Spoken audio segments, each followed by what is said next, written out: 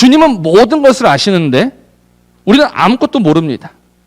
그런 이 둘 사이의 대화가 사실은 이루어질 수가 없다라는 겁니다. 근데 여기서 정말 위험한 것은 무엇이냐면, 그러면 이 땅에 속하고 정말 아무것도 모르는 사람이 자신의 아무것도 모름을 알아야 하는데, 오늘 우리의 문제가 무엇이냐면 우리는 스스로 아는 척 한다는 겁니다.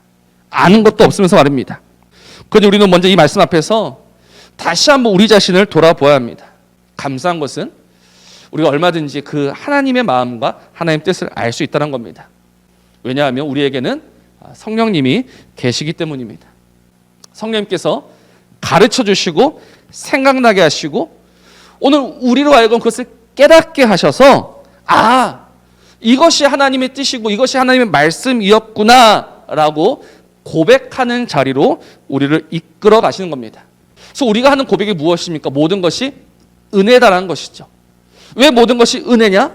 말씀을 주신 분도 하나님이시오, 말씀을 가르쳐 주신 분도 하나님이시오, 그 말씀을 믿음되게 하시는 분도 하나님이시니 하나님이 하나부터 열까지 하시니 오늘 그 말씀을 받은 우리는 은혜다라고 고백할 수밖에 없는 겁니다. 하나님이 왜 우리에게 이 율법을 주셨습니까?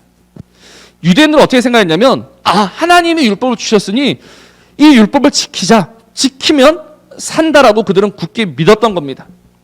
그러나 하나님이 율법을 주신 이유는 전혀 그렇지 않습니다.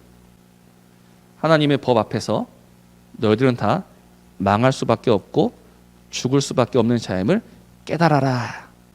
그래서 율법으로는 좌절하게 되고, 그러나 그 율법 외에 나타난 하나님의 의를 보면서 기뻐하게 하시려고 이 율법을 우리에게 주셨다는 겁니다. 그런데 사람들이 그 하나님의 마음을 모릅니다. 이제 하나님이 우리에게 주신 그 예수로 말미암아 살아야 하는데 계속해서 율법만 보고 있는 겁니다. 율법으로 정죄하고 판단하고 죽입니다. 이 말씀을 통해서 너는 상대방을 정죄하고 판단하고 죽이는 자가 아니라 날마다 이 말씀으로 자기 자신을 십자가에 못 박는 자가 되어야 한다. 그래서 그 말씀을 통해서 다시 한번 네가 나의 사람이 되어야 되고 나의 영광이 되어야 되고 나의 생명에 들어와야 한다라고 하시면서 이 말씀을 우리에게 주셨다는 겁니다. 그러니까 아무것도 모르는 사람이 사실 제일 위험하고 제일 무서운 사람입니다. 그러나 정말 지혜로운 사람은요, 자신의 지혜 없으면 아는 사람입니다. 그러니 우리가 해야 할 것은 무엇입니까? 우리는 오늘도 이 말씀 앞에 스스로를 죽이는 자가 되어야 합니다.